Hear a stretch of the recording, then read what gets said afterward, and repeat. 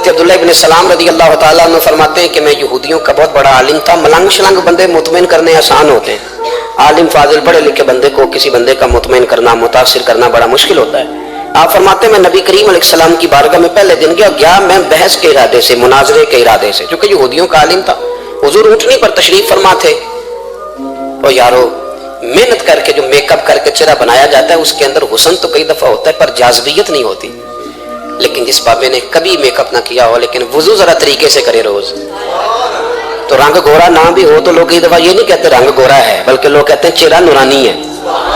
اب میں اس پر میں کچھ کلام کر سکتا ہوں کہ گورے اور نورانی چہرے میں بھی فرق ہوتا ہے. کچھ چہرے گورے ہوتے ہیں پر نورانی نہیں ہوتے، کچھ گورے نہیں ہوتے پر نورانی بڑے ہوتے، یہ الگ عنوان ہے. تو حضرت عبداللہ ابن سلام رضی اللہ تعالیٰ عنہ فرمانے لگے جب میں گیا تو حضور اونٹنی پر تشریف فرما تھے، کہتے ہیں سادہ وضو، اور میں دیکھ رہا تھا کہ داڑھی مبارک میں کنگھی بھی نہیں ہوئی تھی، سرکار نے سر پہ سادہ سا امامہ باندھا تھا. حضور اونٹنی پر بیٹھے تھے اور جس اونٹنی پر تشریف فرما تھے اس پہ کجاوا بھی کوئی نہیں تھا. لیکن کہتے دو جملے حضور کی زبان سے نکلے، دو جملے، اور میں ان جملوں کا قیدی ہو گیا. میرے محبوب نے فرمایا جو چاہتا ہے کہ اس کی عمر بھی زیادہ ہو رزق میں بھی برکت ہو، آپ بھی چاہتے ہیں نا عمر بھی زیادہ ہو رزق میں بھی برکت ہو، تو حضور فرمانے لگے اس کے لیے کرنے کا کام یہ ہے کہ اگر وہ چاہتا ہے عمر زیادہ ہو رزق میں برکت ہو تو اپنے رشتہ داروں کے ساتھ اچھا سلوک کرے.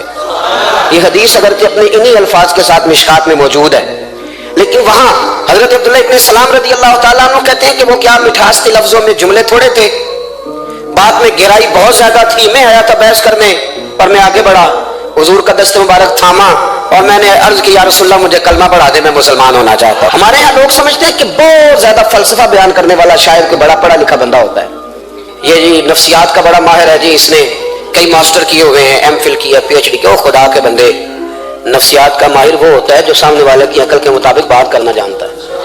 اور اگر تو کہے جی میری بات ہی بڑی مشکل ہے میں کس کو سمجھاؤں، تو آپ یہ پڑھے لکھے نہیں ہیں، آپ ابھی سمجھدار نہیں ہوئے. کلم الناس علی قدر عقولہم، اگر آپ پڑھے لکھے ہوتے تو لوگ آپ کی بات سمجھتے. میرے رسول کریم نے کبھی کوئی مشکل بات نہیں کی، کبھی کوئی فلسفہ نہیں بیان کیا، بلکہ تیری نگاہ ناز سے دونوں ہی مراد پا گئے، عقل غیاب جستجو، عشق حضور و اضطراب. اقبال کہتے ہیں اگر بڑا عقل مند آدمی ہوتا تھا تو حضور کی بات اس کے دل کو بھی اچھی لگتی تھی، اور اگر کوئی عشق و مستی والا آتا تھا نا کہ میں نے مست ہو کے آنا ہے تو وہ بھی میرے نبی کی باتوں سے مست ہو جایا کرتا تھا. دونوں تیری نگاہ ناز سے دونوں مراد پا گئے. تو حضور کو بات کرنے کا سلیقہ بھی بڑا شاندار آتا تھا. حضرت عائشہ صدیقہ رضی اللہ تعالیٰ عنہ فرماتی ہیں کہ نبی کریم صلی اللہ علیہ وسلم جب بات کرتے تھے تو اتنی دھیمی کرتے تھے، اتنی دھیرے میں کرتے تھے. میں تو چھوٹا آدمی ہوں، کسی بڑے بندے کو نصیحت بھی نہیں کر سکتا، ورنہ میں علماء سے تو نہیں لیکن جو طالب علم ہیں جن کا خیال ہے کہ شاید اور میرے پاس کچھ سیکھنے آئے ہوئے ہیں مدرسے کے، تو میں ان سے کہتا ہوں کہ وہ کیا خطابت ہوئی جس میں سامنے والے کو سمجھ نہیں آئی آپ نے کیا کہا. آپ اتنے جوش میں چلے گئے، کہتا جی وہ میرا عشق بڑا جوان تھا. تو میں نے کہا آپ کا عشق زیادہ جوان تھا، رسول پاک کی سنت سے آگے نکل گیا ہے. اب ٹھہر ٹھہر کے بات کریں. آپ کی بات اگر سامنے والے کی سمجھ میں نہ آئی تو اس کا معنی کیا ہوا. اسی طرح سے ہماری نعت خوانی کا ماحول ہوتا ہے، 6 بندے نعت پڑھ رہے ہوتے ہیں، ایک اسپیکر ادھر ہوتا ہے ایک ادھر ہوتا ہے، کوئی سمجھ نہیں آتی ہے کیا کہہ رہے ہیں. اور پھر اس کے ساتھ ساتھ وہ یہ بھی مطالبہ کر رہے ہوتے ہیں کہ ہاتھ بھی کھڑے کرو جنو جنو عشق. میں کہ انج نہیں کہی تھا، ویسے تو کہہ چلو پڑھ لیں، ورنہ اگر آپ ایسے ہی استاد بائی پاس والے بیچارے کو تو ہارٹ اٹیک ہو جائے گا ہاتھ کھڑا کرے گا تو ہے تو وہ بھی عاشق رسول ہی نا. لیکن یہ قسمیں نہ ڈالیں، یہ کوئی طریقہ ہی نہیں ہے، نہ کہیں دین اس کی اجازت دیتا ہے. ہم نے تو یہ سنا ہے کہ صحابہ کہتے ہیں جب اللہ کے حبیب گفتگو کرتے تھے تو ہم یوں بیٹھتے تھے کہ ہمارے سروں پہ پرندے بیٹھے ہوئے، تو حرکت بھی نہیں کرتے تھے. تو بہرحال جو بات عرض کرنی ہے اس پر غور کریں. جناب عائشہ صدیقہ کہتی ہیں ٹھہر ٹھہر کے بات کرتے آہستہ، اور یہ لفظ آپ کو یاد رکھنا ہے. سیدہ عائشہ صدیقہ کہتی ہیں جب حضور گفتگو کرتے تھے نا تو اگر ہم نبی پاک کے الفاظ کو گننا چاہتے تھے تو گن بھی سکتے تھے، گننا چاہتے تو گن بھی. ایک تو آپ کی جو سادگی ہوگی وہ اصل ہوگی، ملمہ سازی سے نکلے. پہلے ہماری شادیوں پہ دولہر دلہن جاتے تھے بیوٹی پارلر، اب سارا خاندان جاتا ہے. اس میں حسن نہیں ہوتا، اس میں بے وقت ہو جاتا ہے آدمی. آپ کو جو رب کریم نے بنایا ہے اس سے زیادہ شاندار آپ کو کوئی بنا سکتا ہے؟ الذی خلقک فسواک فعدلک فی ای صورت ما شاء رکبک. اللہ فرماتے ہیں جو میں نے تیرا چہرہ بنایا ہے نا یہ میری چاہت ہے، میں نے جیسا چاہا ہے تجھے بنایا ہے. تو مجھے تجھے وہ چہرہ پسند کیوں نہیں جو میرے رب نے بنایا ہے؟ یہ چاہت ہے. الذی خلقک، جس نے تمہیں پیدا کیا، فسواک فعدلک، پھر ہموار کیا، پھر برابر کیا. اور فی ای صورت ما شاء رکبک، پھر جس صورت میں اس نے چاہا تجھے ترکیب کیا. تو پہلی بات. اور دوسری بات, گفتگو کریں تو ذرا تھوڑا سا نا موقع دیں کسی اور. کچھ لوگ ایسے ہوتے ہیں جن کے پاس آپ بیٹھے ہیں تو بس وہی بولیں گے, آپ نہیں بول سکتے. اب وہی بات کریں, گفتگو کریں, معنی خیز کریں. اتنی باتیں نہ کریں کہ پھر آپ رہ جائیں. کم بات کریں, اور جتنی کریں وہ وزنی کریں, تاکہ آپ کی بات کا ایک خاص حجم ہو, ایک وقار ہو. اللہ کے محبوب بات کرتے تو اس بات کے اندر وزن ہوتا, وقار ہوتا. ہمارے صاحب رحمۃ اللہ علیہ ہمیں اکثر حکم دیتے تھے تقریر تھوڑی کرنا, نعت کے 2-3 شعر پڑھنا. تو میں نے ایک دن عرض کی, حضور کیوں؟ فرمانے لگے اللہ رسول کی بات کو بے وقت نہ کر دینا کہ لوگ سننا نہ چاہیں اور تم جبرن سناؤ. فرمایا رنگ اس طرح کا ہونا چاہیے کہ لوگوں میں دلچسپی ابھی ہو اور بات ختم ہو جائے. اس کو بے وقت کر دینا ہے کہ زبردستی آپ. تو اچھی گفتگو کریں, معنی خیز سنیں. ایک حدیث پاک حضرت ابو بردہ رضی اللہ تعالیٰ, ایک صحابی ہیں, البدایہ والنہایہ میں روایت آپ کو ملے گی. وہ کہتا ہے میرا اپنی بیوی سے اختلاف ہو گیا. بیوی سے جب بندہ راضی ہوتا ہے تو بڑا ہی راضی ہوتا ہے.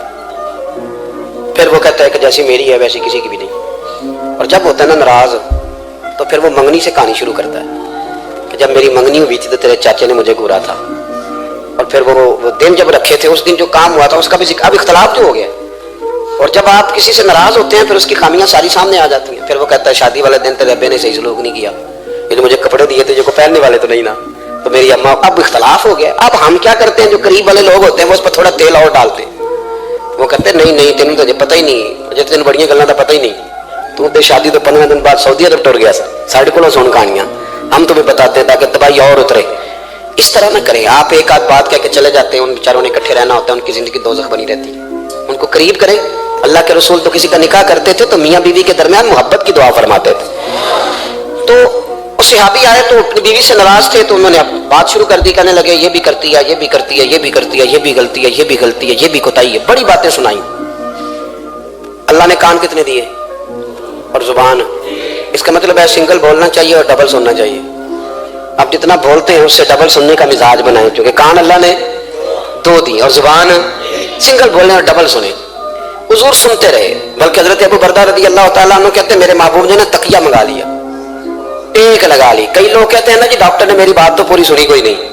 تو جب تک پوری سنی نہ جائے بعض بندوں کو تسلی نہیں ہوتی. پورا وقت دیا. وہ کہتے ہیں جتنا میرے اندر غبار تھا سارا میں نے نکالا, اور میں نے ثابت کر دیا کہ میری بیوی میں یہ بھی کمزوری ہے, یہ بھی کمزوری ہے, یہ بھی کمزوری ہے. کہتے ہیں جب میں تھک گیا نا باتیں کر کر کے اور باتیں ختم ہو گئی تو حضور ہلکا سا مسکرائے. پھر پہلی نظر لوٹ لے ماہی تیرے ہار شنگارا. کہتے ہیں حضور ہلکا سا مسکرائے زیر لب اور فرمانے لگے کہ تیری بات ختم ہو گئی ہے تو ایک میں بھی کر لوں. تو نبی کریم صلی اللہ تعالیٰ علیہ وسلم فرمانے لگے صرف ایک بات کا جواب دے, صرف ایک.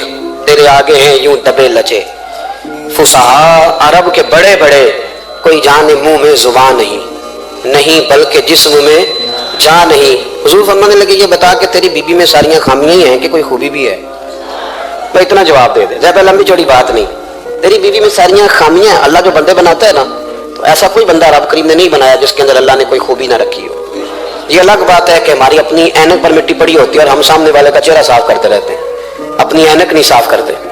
تو حضرت ابو بردہ رضی اللہ تعالیٰ عنہ فرماتے ہیں جب سرکار نے اس شخص سے یہ بات کہی نا کہ کوئی خوبی بھی ہے تیری بیوی میں, تو کہتے ہیں وہ شخص کہتا ہے میری نا بالکل ایک جملے نے سوچ ہی بدل دی ساری. یوں سمجھ لیں کہ میں اس روڈ پہ چل رہا تھا, میرے نبی پاک نے مجھے اس والے راستے پہ ڈال دیا. بالکل ساری سوچ, یعنی ایک ہی جملہ, لیکن ہر چیز بدل دی سرکار نے. حضور فرمانے لگے کوئی خوبی بھی ہے؟ کہتے میں تھوڑی دیر چپ رہا, عرض کی یا رسول اللہ صلی اللہ علیہ وسلم آپ حکم کریں. تو حضور فرمانے لگے اپنی بیوی سے کبھی بغض نہ رکھو. اگر تمہیں اس کی خامیاں نظر آئیں تو اس بات پر توجہ کرو جو اس کے اندر خوبی ہو. کہتے میں نے اٹھ کے عرض کی یا رسول اللہ میری بیوی پردے کی بڑی پابند ہے, میری خوابگاہ میں کوئی دوسرا شخص کبھی پیر بھی نہیں رکھ سکتا. تو فرمایا جا پھر گھر جا کے بسا, جو سب سے اعلیٰ خوبی تھی وہ تو اللہ نے تیری بیوی کو عطا کی ہوئی ہے, گھر بسا. تو ایک تو سرکار کی ظاہری جو اللہ نے آپ کو حسن و جمال دیا تھا وہ بے مثل تھا, گفتگو کا جو ڈھاب اور سلیقہ دیا تھا وہ بے مثل اور بے مثال تھا. اور پھر جو حضور کی ادائیں تھی نا, کانا خلقہ القرآن. حضرت عائشہ صدیقہ کہتی ہیں میرے محبوب کے اخلاق دیکھنے ہو تو قرآن پڑھو. جن اخلاق کا قرآن درس دیتا ہے وہ عملی طور پر سارے مدینے والے محبوب میں پائے جاتے تھے. جو سب سے بہترین عادت تھی نا, بہترین ترین عادت, وہ اللہ نے میرے رسول کریم کو عطا فرمائی. ہمارا نا اب ایک مزاج بن گیا ہے. ہمارے بعض لوگ بڑے فخر سے بتاتے ہیں کہ یہ مسواک سنت ہے. اب تو سائنس بھی مان گئی ہے کہ مسواک کریں گے تو آپ کے وجود کے اندر جو منہ میں فالتو مادے ہوں گے جراثیم وہ مر جائیں گے. اب سائنس بھی مان گئی ہے. مجھے کبھی کبھی اس لفظ سے بڑی تکلیف ہوتی ہے. میں کہتا ہوں کہ سائنس اگر نہ مانے تو ہمیں کوئی اس پہ فرق پڑتا ہے؟ نہ مانے سائنس، ہمیں کیا لینا دینا سائنس سے؟ سائنس تو کبھی کچھ کہتی ہے پھر کبھی کچھ اور کہنے لگ جاتی ہے. سائنس کا کیا ہے؟ سائنس کو منوانا ہماری ڈیوٹی. ہاں، اس طرح کا دین نہ بناؤ کہ معاذ اللہ دین کو سائنس کا غلام کر دو. سائنس کل بھی رسول اللہ کی غلام تھی، آج بھی میرے نبی پاک کی غلام ہے. تو حضور کی جتنی ادائیں ہیں، جتنی، ایک کدو شریف ہے، حضور نے کدو استعمال فرمایا ہے. آپ چلے جائیں کسی بھی جگہ پہ، جس بندے کو بہت زیادہ بلڈ پریشر کا مسئلہ ہونا تو اب اس کو ڈاکٹر کہتے ہیں کہ کدو ملے تو اس کو استعمال کراؤ. تیزابیت حد درجے اختیار کر دے اور اندر کا نظام سارا درم برم ہو جائے تو اس کو کدو استعمال کراؤ. اور آپ اس کی خاصیت دیکھ لیں، تمام سبزیوں میں سے تحقیق بھی سب سے زیادہ اسی پہ ہوتی ہے. میرے رسول پاک کا ایک طریقہ مبارک ہے. اور صحابہ کے اگرچہ سید الطعام گوشت ہے، کھانوں کا سردار اسے کہا گیا، لیکن حضرت انس بن مالک رضی اللہ تعالیٰ عنہ فرماتے ہیں کہ درزی نے نبی پاک کی دعوت پکائی تھی. وہ درزی تھا، کپڑے سیتا تھا. آپ فرماتے ہیں کہ میں حضور کے ساتھ اس درزی کے گھر گیا تو گوشت اور کدو پکا ہوا تھا. فرماتے ہیں اگرچہ سردار گوشت ہی ہے پر نبی کریم نے نا گوشت کے ٹکڑے ہٹا کے نا تو اندر سے کدو نکال کے کھایا. حضرت انس بن مالک کہتے ہیں مجھے کدو پسند نہیں تو میں نے کبھی نہیں کھایا تھا. گھر میں ہوتا تو میں جھگڑا کرتا، پر آج حضور کی رغبت دیکھی نا تو کل نہیں پسند تھا پر ابھی مجھے کدو بڑا پسند ہو گیا. مجھے کدو شریف سے پیار ہو گیا. جو اعلیٰ ترین چیزیں تھیں وہ نبی پاک نے استعمال فرمائی، اعلیٰ ترین. زیتون کی افادیت کبھی کم ہوئی ہے 1400 سالوں میں؟ کبھی کسی نے کہا ہو کہ زیتون استعمال نہ کرو؟ کبھی اس کی افادیت میں؟ یہ امامہ میرے نبی پاک کی سنت ہے. سارے پڑھیے صلی اللہ ہو، حضور کی سنت ہے نا یہ. کبھی کوئی بندہ ایسا آپ کو ملا ہو کہ اس نے امامہ باندھا ہو تو کسی نے کہا ہو رہن دے یار تینوں سونا نہیں لگتا؟ بندے سارے سونے تو نہیں نہ ہوندے. میری بات کی سمجھ آ رہی ہے؟ لیکن امامہ کبھی کوئی آپ کو ملے گا ہی نہیں کہ اس بندے کے مزاج کے ساتھ یہ فٹ یا اس کے چہرے کے ساتھ یہ فٹ. اینک آپ لے لیں بازار سے، چھوٹی بھی ملتی ہے بڑی بھی ملتی ہے. کچھ لوگوں کے چہرے پہ کچھ چیزیں نہیں سیٹ ہوتی، فٹ نہیں ہوتی. لیکن یہ سرکار کی چونکہ سنت ہے اور اس کا اعزاز یہ ہے کہ نبی پاک نے فرمایا جمعے والے دن امامہ باندھ کے آیا کرو. جمعے والے دن امامہ باندھ کے آیا کرو. جو لوگ جمعے والے دن امامہ باندھ کے آتے ہیں اللہ کے فرشتے ان پر درود بھیجتے ہیں. لیکن امامہ شریف ہونا چاہیے. اپنی مرضی کا رومال نہ باندھ لیں، کم از کم 3.5 گز ہو اور ٹوپی کے اوپر باندھا گیا ہو. اپنی مرضی کا طریقہ نہیں اختیار کریں، وہ جو شریعت نے حدود بیان کی ہیں اس کے مطابق چلیں. میری بات کی سمجھ آ رہی ہے؟ تو جو بات میں نے چھیڑی ہے وہ یہ ہے کہ اللہ کے محبوب رب کریم کی دلیل ہے. جتنا کائنات کے اندر حسن کوئی بندہ تلاش کرنا چاہے گا وہ مجبور ہو جائے گا اور اسے دروازہ رسول پہ جانا ہی پڑے گا. اسے نبی پاک کے دروازے پر اسے جانا پڑے. ہم کوشش بڑی کرتی ہیں سونے لگنے کی، بڑے بڑے لوگ روپ دھارتے ہیں بیچارے، بڑا کچھ کرتے ہیں، لیکن آپ کو لوگ سونا کہیں گے، نورانی نہیں کہیں گے. مجھے بڑی کر لیں، داڑھی روز بنائیں بے شک، لیکن فطرت داڑھی ہے. حسن ناراض ہو گئے. اور داڑھی بڑی سمجھدار ہے، کبھی عورت کے منہ پہ نہیں آتی مرد کے منہ پہ. مرد کے منہ پہ داڑھی آتی. چلے میں کوئی بات نہیں کرتا ورنہ میں تو حنفی ہوں. میرے امام صاحب تو اس بندے کی گواہی قبول نہیں کرتے جس نے داڑھی نہ رکھی ہو. وہ کہتے ہیں اس کی شہادت کچہری میں قابل قبول نہیں ہے. وہ تو قبول نہیں کرتے اس کی شہادت کو بھی. اب چلیں عوام سے ڈرتے ڈرتے کئی دفعہ کچھ باتیں نہیں بتائی جاتی پر باتیں ہیں تو صحیح نا. ایک بندے نے داڑھی مڈائی تھی تو جناب عمر نے مدینے سے بھی نکال دیا تھا. ان سانو کانے کوئی کہہ گیا کہ چنگی طرح نیک ہوے گا تو رکھی تے روٹی ادھر کھائی گا جدھر چنگی طرح نیک ہو جائے گا. اس سے پہلے کیوں کھاتے ہو؟ ایک قسم اٹھاؤ کہ پیسے اس دن پکڑنے ہاتھ میں جس دن چنگی طرح نیک ہونا ہے. کچھ لوگ کہتے ہیں میں اندر سے ٹھیک نہیں، تو اندر سے ٹھیک ہونا تیری ڈیوٹی نہیں. ظاہر ٹھیک کرنا تیری ڈیوٹی ہے، باطن تو رب کریم اپنی رحمت سے درست فرمایا کرتا ہے. تو جو تیرے ذمہ لگایا اللہ نے وہ تو کرنا. جو تیرے اللہ نے ظاہری صورت سے ہوتا کیا ہے سنو کیا ہوتا ہے. مولانا رومی نے لکھا ہے حضرت موسیٰ علیہ السلام کے زمانہ مبارکہ میں ایک شخص تھا تو حضرت موسیٰ علیہ السلام کی نقلیں اتارتا تھا. آپ کی طرح لمبا کرتا پہنتا تھا، ہاتھ میں چھڑی پکڑتا تھا، تھوڑا غصے سے بولتا تھا، معاذ اللہ نقل اتارتا تھا. جناب موسیٰ کلیم اللہ علیہ السلام کی قوم کا جب غلبہ ہوا تو انہوں نے نکال دیا اس کو. تو نقلیں اتارتا ہے، وہ نکل گیا، شہر سے باہر نکال دیا. حضرت موسیٰ کلیم کہتے ہیں میں ایک دن کوہ طور پہ گیا ہوا تھا تو رب کریم نے مجھ سے فرمایا کہ فلاں جگہ فلاں درخت کے نیچے میرا ایک دوست انتقال کر گیا ہے، اسے اٹھائیے، غسل دیجیے، کفن دیجیے، جو اس دور کا طریقہ تھا تدفین کر دے. حضرت کلیم علیہ السلام فرماتے ہیں میں اپنے حواریوں سمیت پہنچا. جب بندے کا چہرہ دیکھا تو حیران ہو گیا، یہ تو نقلیں اتارنے والا ہے، تو نقلیں اتارنے والا ہے. پر اللہ کے نبی رب کریم کے حکم کے آگے لا تو اللہ نہیں کرتے. یہ نہیں کہتے کہ میری عقل میں نہیں آ رہا. اٹھایا، غسل دیا، کفن دیا، تدفین کر دی اس کو. جب دفن ہو گیا حضرت موسیٰ علیہ السلام کوہ طور پہ حاضر خدمت ہوئے اور بارگاہ عالی مرتبت میں عرض کرنے کہ مالک تو بے نیاز ہے، چارہ سوال تو نہیں، پر اپنی تسلی کے لیے مالک یہ فرمائیے کہ وہ تو نقلیں اتارتا تھا۔ تو رب کریم نے فرمایا موسیٰ بات یہی ہے، پر میں نے اسے نا مرتے وقت ایمان نصیب کر دیا، وہ آپ کا کلمہ پڑھ کے دنیا سے گیا ہے، وہ توبہ کر کے گیا ہے، تو مالک اتنی کرم نوازی کیوں ہوئی؟ تو رب کریم نے فرمایا موسیٰ جب وہ تیری طرح بن سور کے نکلتا تھا نا، تیری ادائیں اپناتا تھا تو مجھے پیارا ہی بڑا لگتا تھا، پیارا لگتا تھا۔ یارو دیکھو نا ترمذی شریف میں حدیث ہے، میرے رسول پاک علیہ السلام نے فرمایا میرا امتی جب سفید داڑھی لے کے قبر میں جائے گا نا، داڑھی اور وہ بھی سفید، تو رب فرشتوں سے فرمائے گا اسے عذاب نہ دینا، یہ میرے محبوب کی سنت سفید داڑھی لے کے آگے، مجھے شرم آتی ہے اسے عذاب دیتے ہوئے۔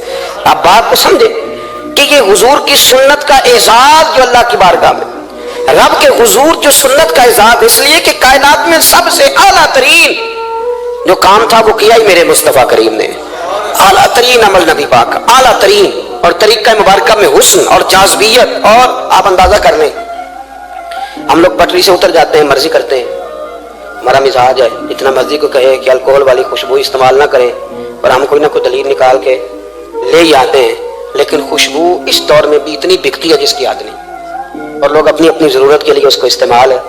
ان 1400 سالوں میں 1450 سالوں میں ایک دفعہ بھی ایسا نہیں ہوا کہ یہ کاروبار کہیں ٹھنڈا ہوا ہو۔ حرم شریف اللہ آپ کو لے جائے تو مسجد نبی میں سونے کی دکان کے ساتھ خوشبو والی دکان ہوتی ہے، یعنی اتنا مہنگا کاروبار ہے کہ جتنا کرایہ سونے کی دکان والا دے رہا ہے اتنا ہی خوشبو کی دکان والا دے رہا ہے، اتنا مہنگا یہ کاروبار ہے۔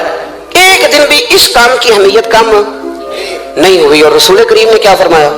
صحابہ کہتے ہیں 3 چیزوں سے کبھی منع نہیں کرتے تھے، کوئی تکیہ دیتا تھا تو قبول کرتے تھے، کوئی بندہ اگر حضور کو دودھ پیش کرتا تھا تو نبی پاک قبول کرتے تھے، اور اگر کوئی شخص حضور کو خوشبو دیتا نا تو حضور جلدی قبول فرماتے تھے۔ یہ مزاج تھا۔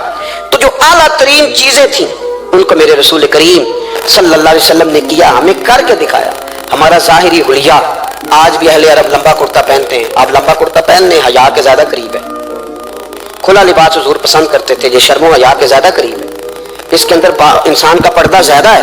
وہ ساری اعلیٰ قسم کی صفات جن سے ایک آدمی متصف ہو سکتا ہے اور اپنے آپ کو سجا سکتا ہے، اپنے معاملات کو ٹھیک کر سکتا ہے، وہ ساری رسول پاک نے ہمیں عطا فرمائی۔ ایک حضور کا طریقہ مبارکہ تھا کہ سامنے والے جتنے لوگ حضور کے دائیں بائیں رہتے تھے ان کا خیال کرتے تھے۔ ہم تو خیال رکھواتے ہیں نا اپنا کہ سارے مل کے میری عزت نہیں کرتا، تو میری، تو میں کہتا ہوں کہ یہ تو یا آپ نے عزت کی بھیک مانگی ہے یا آپ نے لڑائی کر کے عزت لی ہے۔ ایسا نہ کریں، آپ عزت دینی شروع کر دیں، اللہ آپ کو سکون عطا کر دے، آپ احساس کریں دوسروں کا۔ حضور نہ شدت کے ساتھ، یہ اعلیٰ سنت ہے میرے نبی پاک کی صلی اللہ ہو، سارے پڑھیے درود شریف صلی اللہ ہو، یہ اعلیٰ سنت ہے۔ آپ دیکھیں نا بخاری مسلم میں موجود ہے، حضور فرماتے ہیں میرا دل چاہتا ہے میں لمبی نماز پڑھاؤں، لمبی نماز پڑھاؤں، دل میرا چاہتا ہے، لیکن فرمایا جب میں دیکھتا ہوں نا کہ پیچھے بچے بھی کھڑے ہیں، بوڑھے بھی کھڑے ہیں، بیمار بھی کھڑے ہیں، تو گویا حضور فرمانے لگے میں بندوں کا احساس کر کے رب کی نماز چھوٹی کر دیتا ہوں، میں مختصر پڑھاتا ہوں۔ اور مسند امام احمد بن حنبل میں حدیث کے لفظ ہیں کہ اگر کوئی نبی پاک کا انتظار کر رہا ہوتا تھا تو نماز مختصر پڑھتے تھے اور اس کو فارغ کر کے بھی لمبی نماز پڑھتے۔ ایسا نہیں کہ اب آئے ہیں 4-5 لوگ تو ان کو پتہ چل جائے کہ حضرت جی بڑی تگڑی نماز پڑھتے ہیں، بڑے صوفی صافی آدمی، یہ نہیں، بلکہ نماز ہے، بلکہ مسند امام احمد بن حنبل میں تو وہ خوبصورت حدیث موجود ہے۔ سیدنا بلال حبشی رضی اللہ تعالیٰ عنہ فرماتے ہیں کہ میں نے عصر کی نماز کے لیے اقامت پڑھ دی تھی، حضور مصلی امام پر تشریف لے گئے، ایک یہودی کا غلام آیا اور اس نے آ کے عرض کی یا رسول اللہ میں بڑی مشکل میں ہوں، اگر آپ چلیں تو میرا مسئلہ حل ہو سکتا ہے، میرا مسئلہ حل ہو جائے گا۔ تو حضور کے احساس کی شدت کا یہ حال تھا کہ نبی کریم نے نمازیوں سے فرمایا تم بیٹھ جاؤ میں پہلے اس کا کام کر کے آتا ہوں۔ خدا کے بندے تو ہیں ہزاروں، بنوں میں پھرتے ہیں مارے مارے، میں اس کا بندہ بنوں گا جس کو خدا کے بندوں سے پیار۔ احساس کی شدت یہ حضور کی سنت ہے، اور بہت زیادہ خیال رکھنا دوسرے کا، یہ میرے نبی پاک کا طریقہ ہے، دوسروں کو سوچنا، دوسروں کے لیے بات کرنا، دوسروں کے لیے دعائیں کرنا، ان کے احساسات کا خیال رکھنا۔ سیدہ طیبہ طاہرہ حضرت عائشہ صدیقہ رضی اللہ تعالیٰ عنہ فرماتے ایک دن سرکار مجھ سے فرمانے لگے عائشہ جب تم مجھ سے ناراض ہوتی ہو تب بھی مجھے پتہ چل جاتا ہے، جب راضی ہوتی ہو تب بھی پتہ چل جاتا ہے۔ یہ ہمارا یہ مزاج نہیں ہوتا گھر کے اندر بھی، ہم گھر کے اندر بھی نواب صاحب ہی ہوتے ہیں، یعنی گھر جا کے کہانیاں سناتے ہیں، کہتے ہیں تمہیں پتہ ہے میں کڈا کھاواں، کمائی کیڈی مشکل ہے، پیچھے پیچھے ہٹ جاؤ سارے، میں فتح کر کے ہوں، ابھی کیٹو سر کر کے آیا ہوں، ایک بچہ پانی میں کھڑا ہو جائے، دوسرا دودھ کا گلاس لائے، بیگم صاحبہ فٹافٹ آئیے، ایسے نہیں کریں۔ میرے رسول پاک علیہ السلام کی پیاری زوجہ کہتی ہیں حضور کھا رہا ہے، کھانا مانگا، میں نے اس کی حضور میرے سر میں درد ہے، तो पढ़ो ना इब्न इसहाक को। महबूब फरमाने लगे ला मैं तुझे आटा गूंद देता हूँ, तू मुझे रोटी पका दे। ये भी सुन्नत है नबी पाक की। उन चुप कर गए हो, ये भी हुजूर की सुन्नत है, ये भी सरकार का तरीका है। कभी कभी घर में झाड़ू देना, ये भी नबी पाक का। हुजूर काम में हाथ बटाते थे ना अज़वाज का, ये वाली सुन्नत किस दिन अदा कर दी? एक दिन मैंने जुम्मे में ये बात की तो एक बच्चा मुझे कहने लगा हज़रत साहब ये सुन्नत अदा कर लेंगे पर साढ़े अब्बे भी तो समझाओ ना। हंसना नहीं जी मस्जिद में ऊंचा। कहने लगे वो बेगम साहब एक दिन बीमार थी और सख्त बीमार थी, तो मैंने चाय का कप बना दिया, अल्लाह बेचारी मुझे रोज बना के देती है, तो मैंने बना दिया तो अब्बा जी कहते पुत्र उराए दी आदत ना खराब कर ली। तो अब आप तो सुन्नत कुछ और बयान कर रहे हैं, मैं तुसी शुरू करो ना ताकि तुम्हारे बच्चे दिन ना ये सवाल करन जो आज तुसी कर रहे हो। तो उसमें भी कोई हिकमत होगी, बुजुर्ग अगर कोई बात करते हैं तो वो भी कोई इतनी बुरी नहीं होती, उसके अंदर भी कोई ना कोई हिकमत होती है। लेकिन अपने घरों के माहौल में खूबसूरती लाएं, ये स्टेटस नहीं अहले इस्लाम का। बात समेटने की तरफ आ रहा हूँ। हजरत आयशा सिद्दीक़ा रज़ी अल्लाह ताला अन्हा फरमाती हैं हुजूर फरमाने लगे कि जब तुम राजी होती हो तब भी मुझे पता चल जाता है और जब नाराज होती हो तब भी। तो मैंने कहा या रसूल अल्लाह सल्लल्लाहु अलैहि वसल्लम वो किस तरह? आंखें मैंने खोल ली, हुजूर किस तरह?